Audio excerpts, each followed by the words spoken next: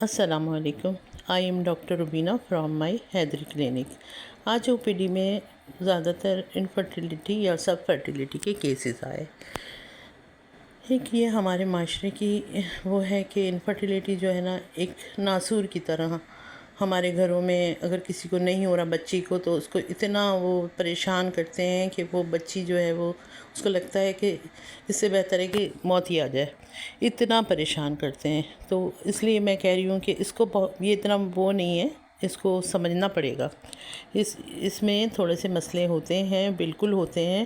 جیسے آج کل کی ہماری ڈائٹ ہے، روٹین ہے، سونا کھانا تو اس میں بچے جو ہیں زیادہ تر تو یہاں پر کامنلی جو آتے ہیں وہ PCOD کے کیسز آتے ہیں. ایک تو باہر سے زنگر برگر اور یہ سب چکن وغیرہ کے بروسٹ، اور یہ تو ایک روٹین ہے، چپس کھا لیے تو اس سے ایک تو وزن پٹ اپ ہو جاتا ہے اور ایگ میچور نہیں ہو پاتے ہیں. سارا مسئلہ یہ ہے. تو ان کو پالیسسٹک اوویرین ڈیزیز بہت زیادہ ہے ہمارے معاشرے میں. دوسری بات یہ ہے کہ ٹریٹ ہی نہیں کرتے ہیں اور نہ اس کو سیریس لیتے ہیں. تو ہم ان کو پہلے دیکھتے ہیں، ان کی 2 مہینے پیریڈ نہیں آ رہے، مریضوں کو بیٹھے ہوئے ہیں گھر میں اور یہ سوچ کے بیٹھے ہوئے ہیں کہ ہم پریگننٹ ہو گئے ہیں. اور تیسرے مہینے جب آتے ہیں تو وہ دیکھتے ہیں کہ بھائی یہاں تو کچھ بھی نہیں ہے. تو پھر وہ جو ہے بڑے ڈس اپوائنٹ ہوتے ہیں اور وہ ڈاکٹر پہ ہی شک کرتے ہیں جیسے ڈاکٹر غلط بتا رہا ہے. ارے بھائی بات یہ ہے کہ پیریڈ irregular ہارمونل وجہ سے بھی ہو سکتے ہیں. آپ ہارمون کو نہیں جانتے تو اب یہ ہے کہ اب ان کو بتایا جاتا ہے کہ بھئی یہ اوبیسٹی ہے، موٹاپا ہے، اس کو وزن کو کم کرنا پڑے گا، تب جا کے آپ کے پیریڈ ریگولر ہو جائیں گے. یہ کوئی ایسی بڑی بیماری نہیں ہے، مگر اب ریزن سمجھتے ہیں. دیکھیں انفرٹیلیٹی جو ہے وہ 2 ٹائپ کی ہوتی ہے، پرائمری انفرٹیلیٹی اور سیکنڈری انفرٹیلیٹی. انفرٹیلیٹی اور سب فرٹیلیٹی کیا ہے؟ جب ایک کپل جو ہے وہ 1 سال تک ساتھ رہتے ہیں اور وداؤٹ اینی پریکاشن کانٹراسیپشن نہیں یوز کر رہے، اور اس کے باوجود بھی 1 سال تک رہنے کے اور انٹرکورس کرنے کے باوجود بھی ان کو حمل نہیں ٹھہر رہا، تو اس کو ہم کہتے ہیں پرائمری انفرٹیلیٹی. اگر کسی کپل کے بچے ہیں اور اس نے کنسیو کیا ہے مدر نے پہلے، اور 1 بچہ ہے یا 2 بچے ہیں، اس کے بعد اگر وہ چاہ رہے ہیں اور 1 سال تک وہ کوشش کر رہے ہیں، ٹرائی کر رہے ہیں، مگر کنسیو نہیں ہو رہا ہے، تو اس کو سیکنڈری انفرٹیلیٹی کہا جائے گا. دونوں زیادہ ظاہر ایک کمپلیکیشن ہے. فرٹیلیٹی نہیں ہو رہی تو پریشانی ہوتی ہے، پھر وہ ڈاکٹر کے پاس جاتے ہیں تو ڈاکٹر پہلے تو ریزن معلوم کرتے ہیں، ریزن کیا، کہاں پہ آبسٹرکشن ہے، کیا وجہ ہے، کیا نہیں ہے. تو اس کے لیے تھوڑے سے ٹیسٹ کراتے ہیں. بیس لائن ٹیسٹ ہوتے ہیں ہمارے پاس، وہ ہم کراتے ہیں. اس میں یہ کہ پہلے CBC کراتے ہیں، HbA1c کراتے ہیں، تھائرائڈ کے ٹیسٹ کراتے ہیں، اس میں T3 T4 TSH ہوتا ہے، سیرم پرولیکٹن کرواتے ہیں. اس کے علاوہ فیمیل میں ہم الٹرا ساؤنڈ کر کے دیکھتے ہیں. الٹرا ساؤنڈ میں دیکھتے ہیں کہ ان کی جو ہے کہیں انفیکشن تو نہیں ہے. PID وغیرہ سے بھی بعض دفعہ اتنا انفیکشن ہوتا ہے، کلڈی سیک میں فلوئڈ آ رہا ہوتا ہے کہ پس ہوتا ہے، جو بھی انفیکشن ہے تو اس کی وجہ سے بھی نہیں ہوتا ہے. تو پھر ایک ہم اچھی سی اینٹی بائیوٹک دیتے ہیں، ہسٹری لیتے ہیں، پیریڈس کی ہسٹری، سائیکل کی ہسٹری لیتے ہیں. اگر ریگولر ہوتی ہے تو اینٹی بائیوٹک دے کے اور ہم پیریڈ میں سیکنڈ پیریڈ میں اس کو بلا لیتے ہیں. اگر پیریڈ میں سیکنڈ ڈے سے پھر ہم اس کو ایک کلومیفین سٹریٹ دیتے ہیں اگر ایگ وغیرہ میچور نہیں ہوتے اور سسٹ نہ ہو تو. پھر یہ دیکھتے ہیں، اگر کنسیو کر جاتا ہے تو ٹھیک ہے. سیکنڈری انفرٹیلیٹی میں بھی اسی طرح کرتے ہیں. لیکن اگر پرائمری انفرٹیلیٹی میں کنسیو نہیں کر رہا، 1-2 دفعہ کلومیفین سٹریٹ دے کے ہم روک دیتے ہیں اور اس کے بعد اس کو فولک ایسڈ پہ رکھتے ہیں اور ہسبینڈ کا سیمن انالیسس کراتے ہیں. پرائمری انفرٹیلیٹی میں اگر اس سے ہسبینڈ کا اگر کوئی ایسا ایشو آتا ہے جیسے اسپرمیا ہے، اس میں یہ دیکھتے ہیں کہ اسپرم کاؤنٹ کتنی ہے مرد میں.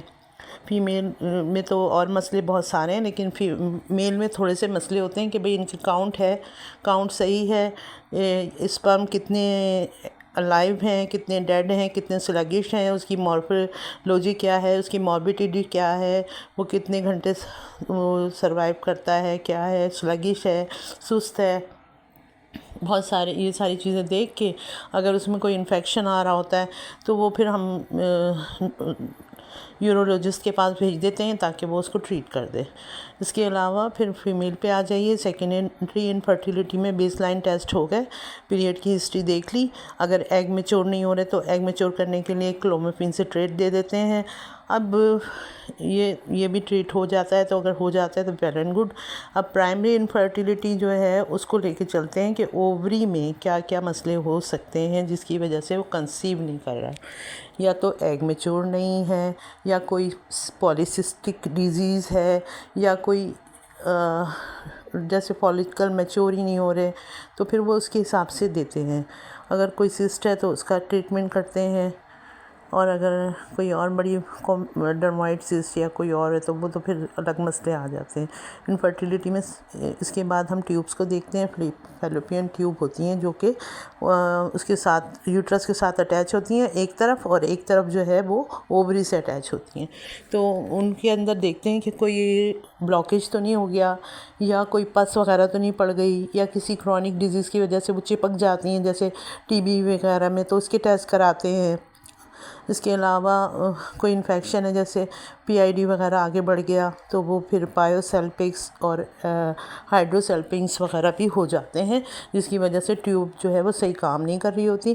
تو اس کا تو سرجیکل ٹریٹمنٹ اگر ہوتا ہے تو ٹھیک ہے، نہیں تو پھر آگے بڑھتے ہیں، پھر کوئی اور ٹریٹمنٹ بتاتے ہیں جس سے آئی وی ایف وغیرہ پہ چلے جاتے ہیں۔ اب ہم یوٹرس میں آتے ہیں، یوٹرس میں الٹرا ساؤنڈ میں دیکھتے ہیں کوئی فائبرائڈ تو نہیں ہے، کوئی انڈومیٹریوسس وغیرہ، تھکنڈ انڈومیٹریم، کوئی سروائکل پالپ، یہ ساری چیزیں۔ اگر کوئی لارج 5 mm سے بڑا سا فائبرائڈ ہوتا ہے تو اس کو نکالتے ہیں، مائیومیکٹمی کرتے ہیں، دیکھتے ہیں، اس کو ٹریٹ کرتے ہیں۔ پھر انفیکشن وغیرہ کو ٹریٹ کر کے پھر اس کے بعد اگر ان سب چیزوں سے بھی ساری چیزیں کرنے کے باوجود اگر وہ نہیں کامیاب ہوتا تو پھر ہم سرجری کی طرف جاتے ہیں، جس میں آئی وی ایف وغیرہ ہے۔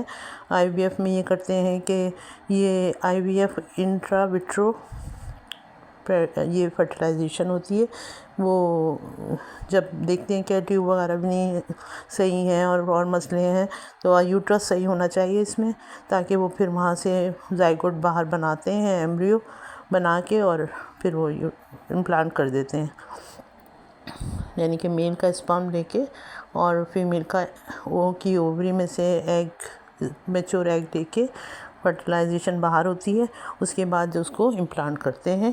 تو پھر وہ بعض دفعہ یہ فیل بھی ہو جاتا ہے انڈکشن۔ تو اس کے بعد یہ کہ فردر اب میل اگر یہ جو ہے اس کا ٹریٹمنٹ ہو گیا، سیکنڈری انفرٹیلیٹی ہو گئی، بس یہ ہے ساری چیزیں پہ غور کرتے ہیں، کہاں مسئلہ ہے۔ بعض دفعہ کچھ بھی نہیں ہوتا، نو ریزن ہوتا ہے، تو پھر یہ کہ اللہ تعالیٰ ظاہر ہے کہ بڑی قدرت رکھتا ہے، وہ جانے، اور یہ سب چیزیں جو ہے نا اللہ کے ہاتھ میں ہیں۔ ڈاکٹر اپنی کوشش پوری کرتے ہیں ہر طرح سے، اگر یہ سب کے باوجود نہ ہو تو پھر وہ انسان جو ہے وہ ہم لوگ ظاہر ہے کہتے ہیں کہ اللہ سے مانگو، سب کچھ ٹھیک ہو گیا، لیکن نہیں ہو رہا تو پھر اب اللہ تعالیٰ ہی دے گا، اور ہو بھی جاتا ہے، اللہ کا شکر ہے۔ کہیں نہ کہیں کوئی نہ کوئی مسئلہ ہوتا ہے، لیکن یہ کہ 80% صحیح ہو جاتا ہے، 90% جو ہے نا ٹریٹ ہو جاتا ہے۔ چلیں، یہ نالج میں نے آپ کو دی ہے، دیکھیے اگر اچھی لگے تو اس کو، میرے چینل کو سبسکرائب کیجیے گا ضرور۔ Thank you.